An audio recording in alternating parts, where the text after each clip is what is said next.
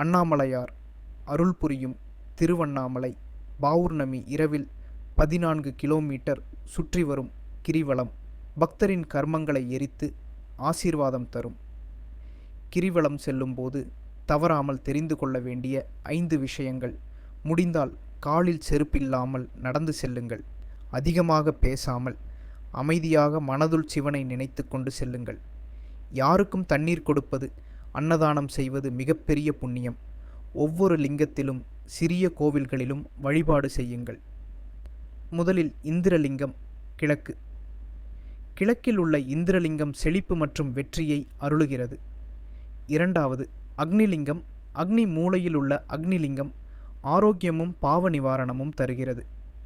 மூன்றாவது யமலிங்கம் தெற்கு. தெற்கில் உள்ள யமலிங்கம் ஆயுள் நீட்சி மற்றும் நீதியை அருளுகிறது. நான்காவது நிருதிலிங்கம் தென்மேற்கு.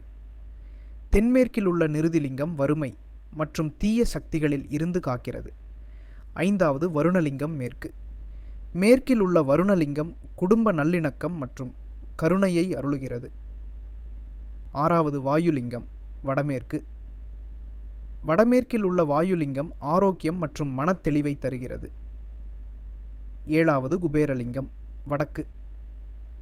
வடக்கில் உள்ள குபேரலிங்கம் செல்வமும் வளமும் தருகிறது. எட்டாவது ஈசான்யலிங்கம் வடகிழக்கு.